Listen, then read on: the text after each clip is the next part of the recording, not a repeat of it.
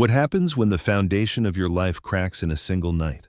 For one man, a holiday party exposed the betrayal that shattered his world, but it also sparked his journey to reclaim his dignity and protect his family. Dive into this tale of resilience and read on to see how one act of courage changed everything. For 15 years, I'd been crafting bespoke furniture in my workshop, nestled in the backyard of our home in Virginia, raising 3 kids and holding on to the belief that my marriage to Laura was as sturdy as the oak tables I built. That fragile illusion shattered one crisp December evening when I accompanied her to her PR agency's annual holiday gala. I watched her vanish into the crowd with a charming stranger, only to see her slip back home at dawn, wrapped in his coat like a guilty secret. In that moment, I knew our shared life had fractured beyond repair. But the real shock came the next morning when her key no longer turned in the lock, a simple change that marked the start of her unraveling. By the time the dust settled, Laura had forfeited everything she assumed was hers by right, learning firsthand the steep price of disloyalty from a man who prized faithfulness above all else. My name is Ethan Caldwell, 45 years old, and for the past decade and a half I've poured my soul into building custom tables, chairs, and cabinetry in my modest studio behind our split-level house in suburban Richmond. It's the kind of labor that leaves your palms rough and your finances secure enough to nurture a family, 3 lively kids, and a wife I thought I'd kept satisfied. Or at least, that's the narrative I'd told myself for years. The evening that upended everything unfolded with deceptive simplicity.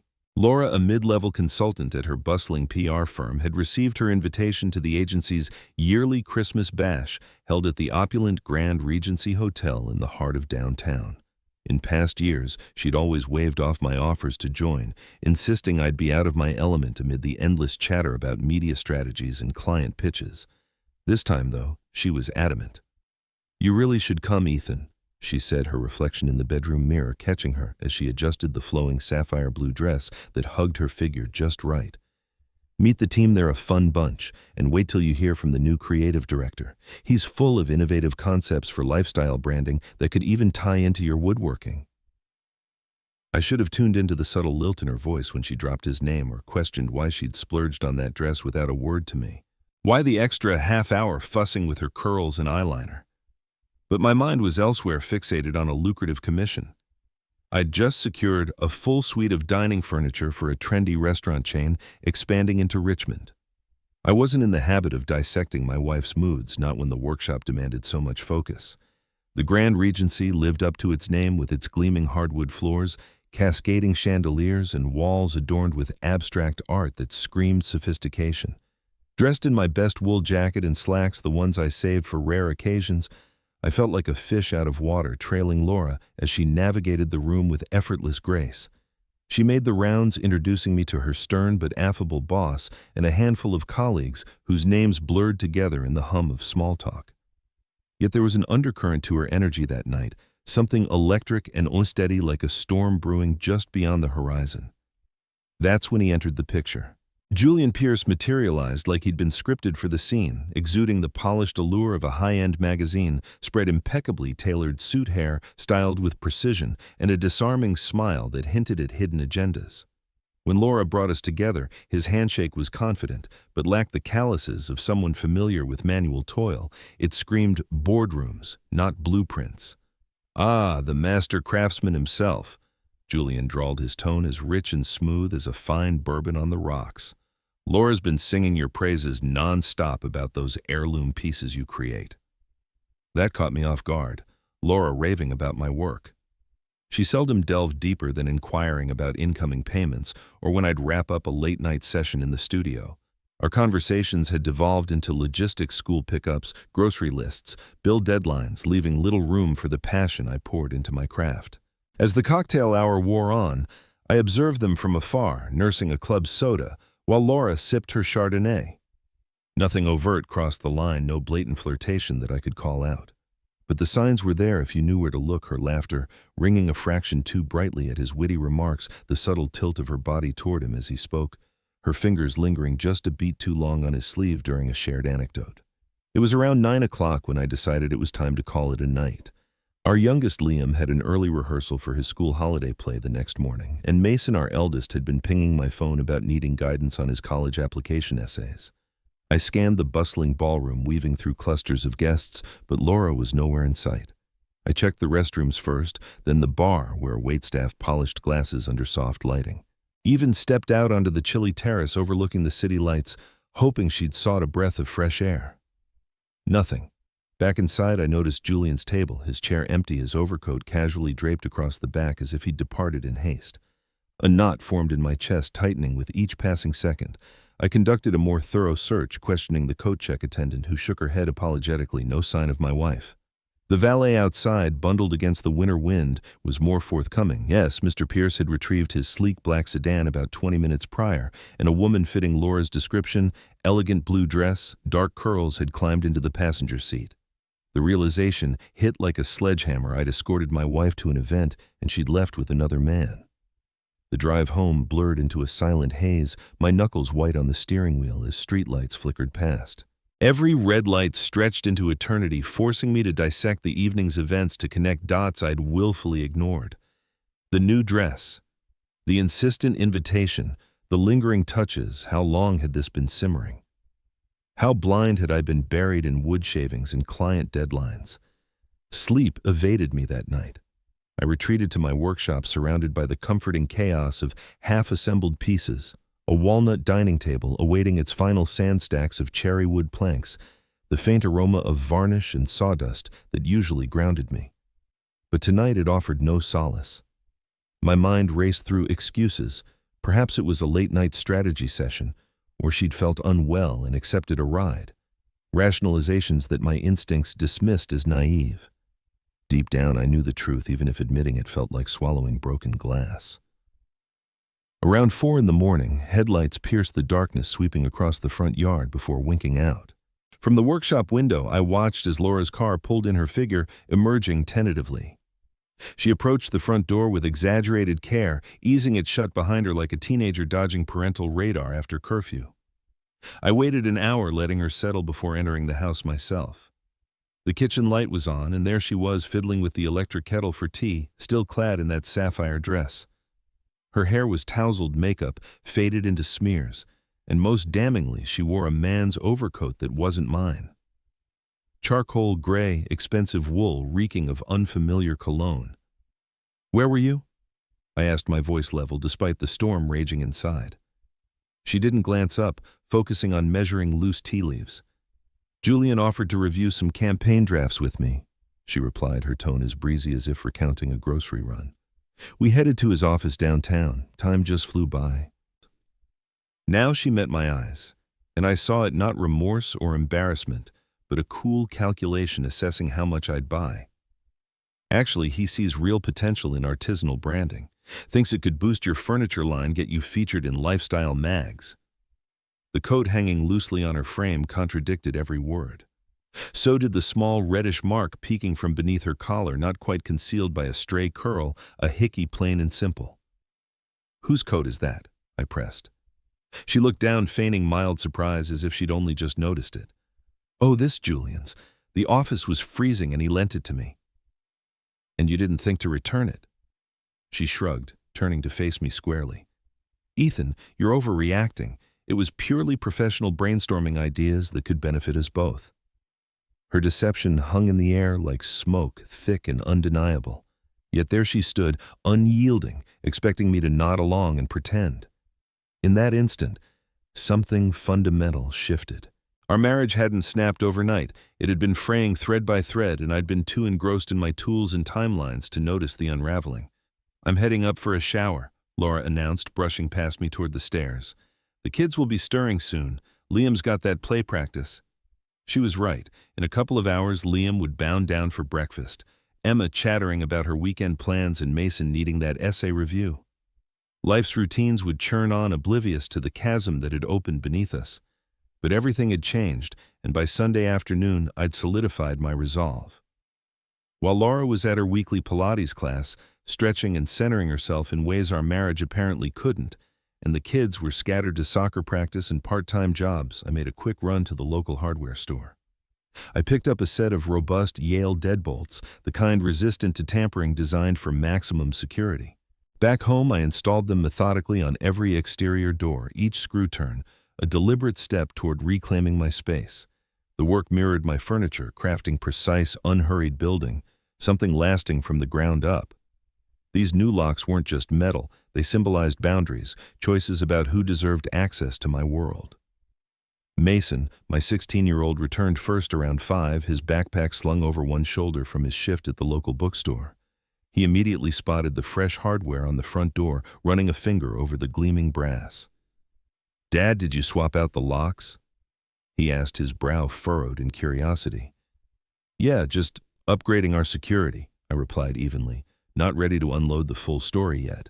Mason inherited my thoughtful nature. He observed more than he spoke, piecing things together without rushing.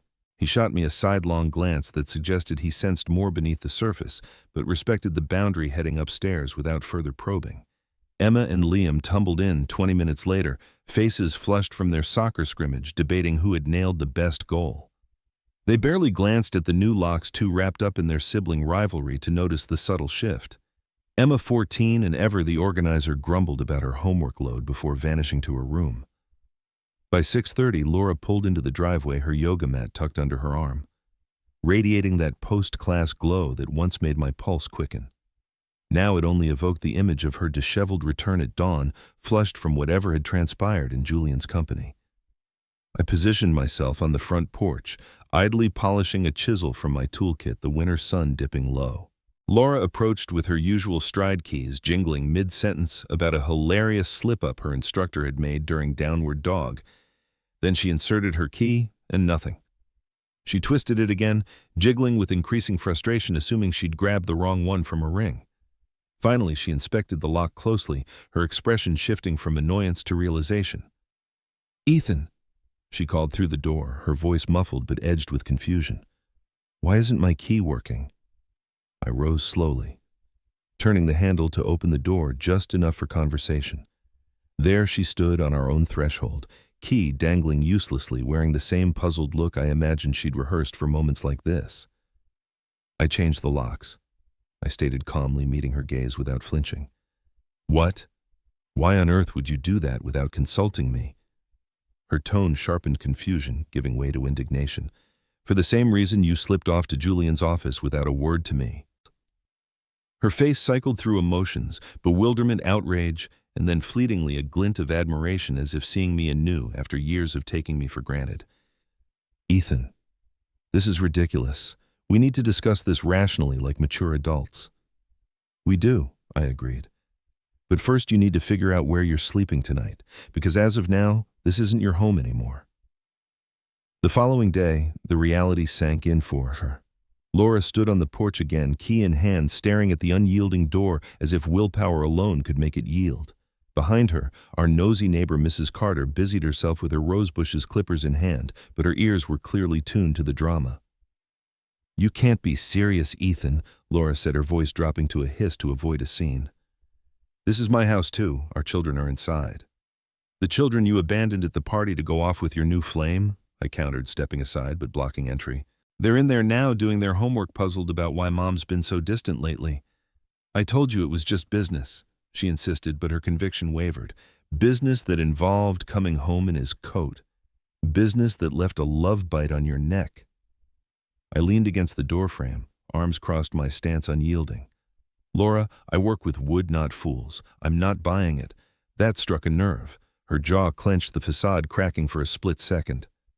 "Fine," she whispered fiercely, glancing over her shoulder at Mrs. Carter.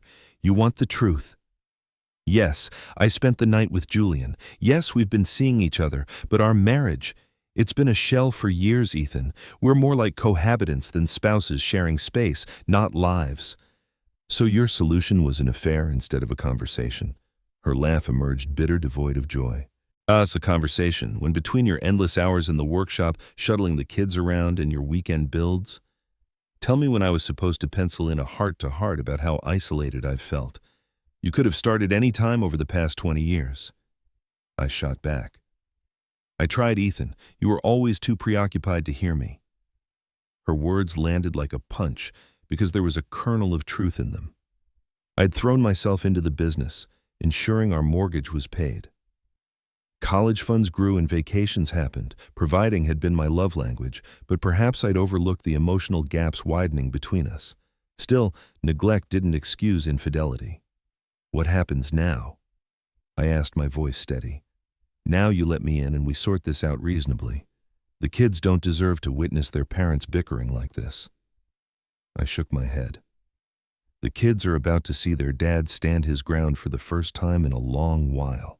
They'll learn that betrayal has repercussions and deceit doesn't earn forgiveness on demand." Through the living room window, I caught Mason's silhouette ostensibly reading but clearly eavesdropping. Our eyes met and he offered a subtle nod of solidarity. My son grasped the gravity and backed my play. "I'll get a lawyer," Laura threatened, her voice rising slightly. "Good idea. I'll do the same." As I began closing the door, I paused. "Oh, and Laura Julian's coat is in the hall closet. Grab it when you collect your things." I shut the door firmly, engaging the new deadbolt with a satisfying click. Outside, her heavy breathing lingered, debating whether to escalate or withdraw. She chose retreat for the moment. The true challenge of holding firm isn't the initial standoff. It's navigating the emotional minefield that follows as loved ones pick sides and loyalties fracture. Tuesday morning brought that harsh reality crashing down. I was in the workshop, losing myself in the rhythmic carve of a chair leg, the chisel gliding through maple wood, when Mason appeared in the doorway. At 16, he had Laura's expressive eyes, but my resolute jawline, both now set in a way that signaled trouble. "Dad, we gotta talk," he said, shutting the door behind him to keep our conversation private. I set down the chisel, wiping sweat from my brow with a rag. "What's weighing on you, son?" Mason leaned against the workbench, arms folded, a mirror of my own defensive posture. "Mom called last night. She's crashing at Aunt Claire's and sounds pretty wrecked. Says you barred her from her own home over some mix-up." "Mix-up?" I echoed the word, tasting sour. That's how she framed it. "She ditched the party with another guy, strolled in at dawn wearing his coat, and when I called her out, she confessed to the affair." The color leached from Mason's face, his composure cracking. She actually owned up to it. Word for word. Claimed our marriage fizzled ages ago, that loneliness drove her to it. I picked up a scrap of wood, fiddling with it to steady my hands. Maybe I bear some blame, got too wrapped up in commissions, missed the warning signs. But that doesn't make her choices okay. Mason processed this in silence, his analytical mind honed from math classes and puzzle games, dissecting the facts. What about Emma and Liam? They in the dark. For now, Emma's been blowing up my phone, demanding I apologize and fix things. The twins are just confused why Mom's absent, and I'm grappling with how to break it to 11-year-olds without scarring them. "Dad, there's more," Mason said, hesitating before plunging ahead. "I spotted Mom with that guy a couple weeks back at the coffee shop near school. They were cozied up, hands linked across the table. I debated telling you, but figured maybe it was platonic or work-related." The revelation stung deeper than expected. My boy had shouldered this secret, protecting me from pain at his own cost. "I'm sorry I kept quiet," he added, guilt etching his features. "If I'd spoken up sooner, maybe you could have nipped it in the bud." "This isn't on you, Mason," I assured him, clasping his shoulder firmly. "Not remotely. You were safeguarding the family. That's what strong men do." 3 days post-lockout, a courier arrived with an envelope that chilled me to the core. Inside, a formal demand from a prestigious law firm for immediate mediation on asset division and temporary spousal support ahead of divorce filings. Laura was gunning for half of everything the house we'd renovated together, my thriving furniture business built from scratch over 15 years. What galled me most was her assertion that she'd sacrificed career opportunities to bolster her husband's entrepreneurial pursuits. The irony burned. Laura had dabbled part-time at her PR gig for barely 2 years, cumulative over the last 6, prioritizing girls' weekends and spa retreats over professional climbs. Meanwhile, I'd clocked 60-hour weeks, turning my passion into a sustainable enterprise that funded our comfortable life. I dialed my attorney, Tom Harper, a straightforward ex-Army vet who'd managed the legalities when I incorporated my studio. Tom listened patiently as I poured out the saga, then delivered his no-frills verdict over the line. "Ethan, infidelity isn't the slam dunk it once was in Virginia courts, but her confession strengthens our hand. The real battle's over valuing the business and the property. She didn't contribute to the down payment or operations, but 20 years of marriage creates entitlements. That said, if we can prove she's been squirreling away funds or misrepresenting income, we flip the script. That piqued my interest. Hiding assets like what? I'll suggest a forensic accountant to scrub your joint finances for the past couple of years. Any shady transfers or extravagant spends could be game changers. We enlisted Sarah Lynn, a keen-eyed specialist with a reputation for uncovering financial foul play. Her audit revealed exactly what Tom anticipated and more. Over 9 months, Laura had funneled modest sums from our shared savings into a hidden personal account totaling around $15,000.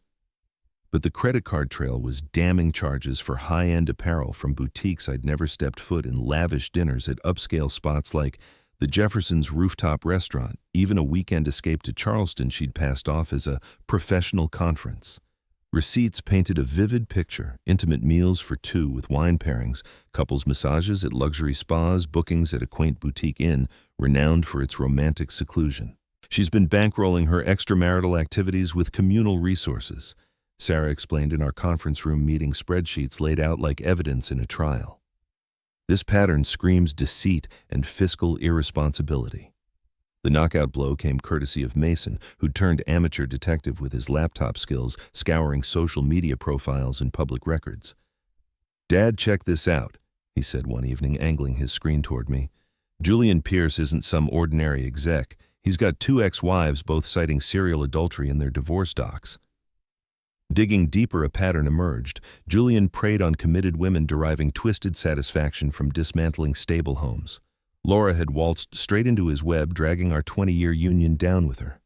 The custody hearing loomed in late January, a date I'd dreaded for weeks.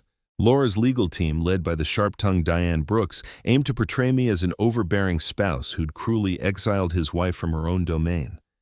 I hadn't anticipated their scorched earth tactic. "Mr. Caldwell," Judge Margaret Ellis intoned, rifling through the stack of documents on her bench, "I'm reviewing some grave accusations here. Your wife's counsel alleges threatening conduct, claiming she fears for her and the children's well-being." Tom shot me a cautionary glance before rising. "Your Honor, these claims are baseless fabrications. My client has zero record of violence or intimidation. In fact, we possess concrete proof that Mrs. Caldwell has engaged in systematic deception, siphoning marital funds to sustain an affair," Diane Brooks countered swiftly. "Your Honor, Mr. Caldwell's so-called evidence is tangential to the immediate safety issues. My client has chronicled episodes of her husband's volatile and domineering actions, including abruptly changing home locks and denying access to her possessions." I observed Laura across the courtroom, clad in a demure gray suit, likely costing a small fortune, embodying the role of the beleaguered wife. Tissue's clutched eyes downcast, occasionally lifting them toward the judge for sympathetic effect. "Mr. Harper," the judge continued, "elaborate on these financial allegations." Tom presented a hefty binder to the clerk. "Your Honor, our forensic expert has mapped out 9 months of manipulative financial maneuvers. Mrs. Caldwell covertly shifted over $15,000 from joint accounts to a private one, then deployed those funds plus marital credit for romantic escapades and gifts to her lover, Julian Pierce." "Objection," Brooks interjected. "This mischaracterizes valid professional expenses." "Professional?" Tom's tone dripped skepticism honed from 2 decades of courtroom skirmishes. "Your Honor, these include tandem spa sessions, candlelit suppers at venues famed for romance, and a getaway to a hotel specializing in amorous retreats. Unless her firm endorses unconventional client wooing, these are unequivocally personal outlays tied to her infidelity." Judge Ellis pored over the files in tense silence, the courtroom's air thick with anticipation. At last, she addressed Laura directly. "Mrs. Caldwell, did you partake in an extramarital liaison with Mr. Pierce?" Laura faltered, consulting Brooks with a quick glance. The attorney nodded minutely. "Your Honor," Laura began, her voice composed but brittle, "my connection with Mr. Pierce blossomed only after Ethan's emotional detachment rendered our marriage untenable.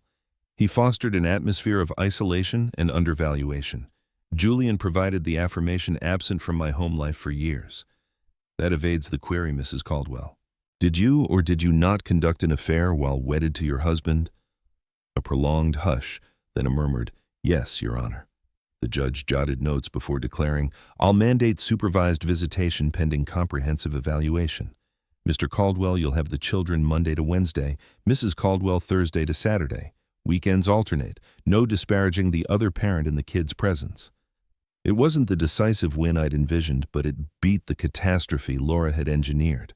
The setup endured a mere 3 weeks before crumbling, not from my doing, but as the children asserted their preferences. Emma initiated the shift.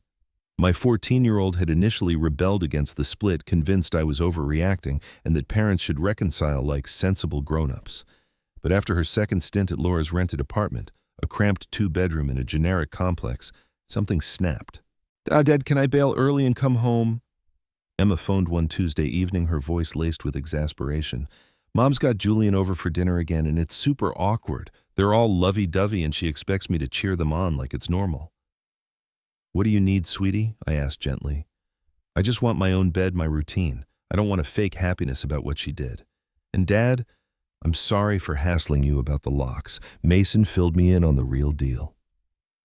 An hour later, Emma was back unpacking her bag and assisting Liam with his math homework at the kitchen table while I varnished a set of chairs in the workshop. Her presence restored a fragment of normalcy, like fitting a puzzle piece into place. The twins followed suit soon after. Liam and Emma at 11, still navigating the world with wide-eyed curiosity, had been bewildered by the dual home setup, questioning why Mom and Dad couldn't patch things up. But kids that age pick up on vibes, and they'd started sensing the unease. "Dad, why does Mom's boyfriend keep trying to be our new dad?" Liam asked during one of our midweek evenings as we grilled burgers on the back deck. "He quizzes us on school and sports like he cares, but then he and Mom disappear into her room." "And he got us these fancy video games," Emma chimed in, "but when we said we already owned them, he got snippy and lectured us on gratitude." Julian was deploying the classic interloper strategy, buying favor with gifts likely at Laura's urging. But it backfired. My kids weren't swayed by shiny bribes from the man disrupting their world.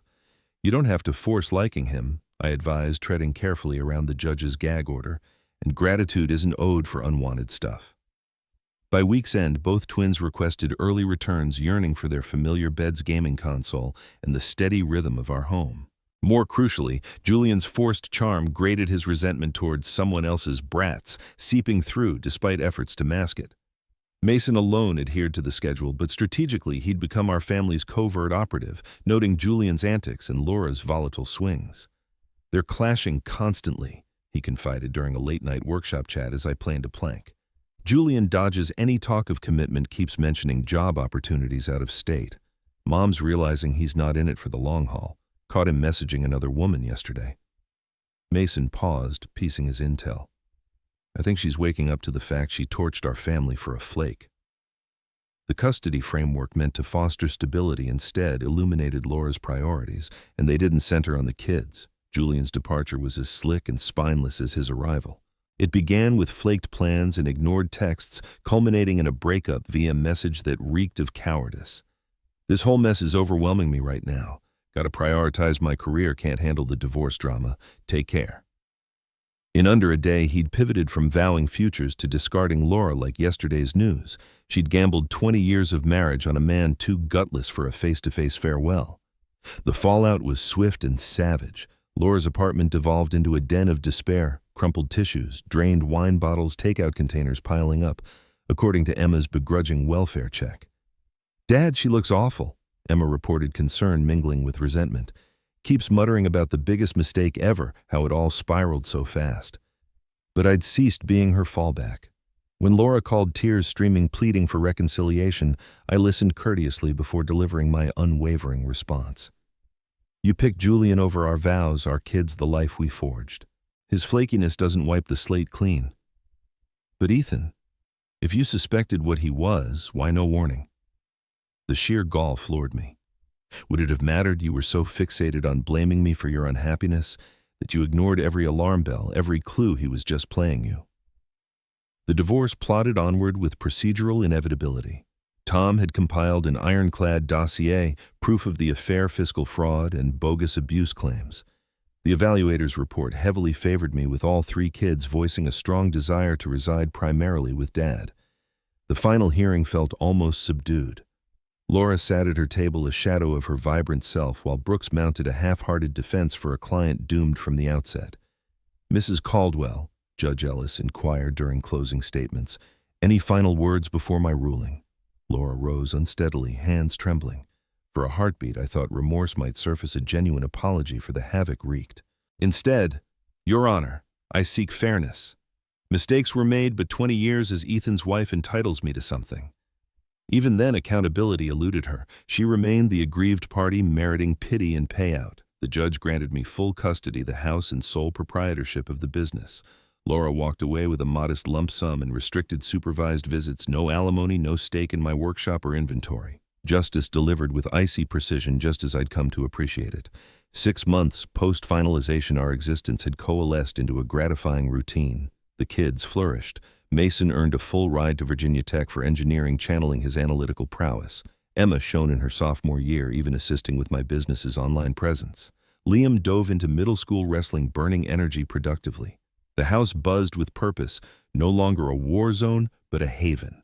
Ironically, the divorce's notoriety fueled my furniture line's growth. Word spread through local networks, drawing inquiries from eateries and designers statewide. I expanded, hiring 2 apprentices to handle the surge, transforming my solo operation into a budding enterprise. One evening, as Emma and I tackled invoices in the workshop's sawdust scenting the air, she observed, "Dad, you seem lighter now, more at ease." She nailed it. For the first time in ages, I awoke without the weight of unspoken tensions, trusting those under my roof implicitly. We'd remodeled fresh paint in the master suite, a modernized kitchen, and a spacious deck for family barbecues and heartfelt talks under the stars. Each alteration erased echoes of the past, building forward. My sessions with Dr. Rachel Hayes, a therapist who'd proven a true ally, rather than Laura's echo chamber, illuminated the dynamics at play. "Laura didn't merely stray," Dr. Hayes explained. "She retroactively revised your shared history to validate her path. Some folks can't confront their flaws, they cast themselves as victims to dodge self-reckoning. In hindsight, the erosion was evident. Diminished respect stalled dialogues that left Laura susceptible to Julian's charms. Yet I'd internalized a vital truth: you can't rescue the unwilling, nor love away a deficit in character." The kids retained Laura's number.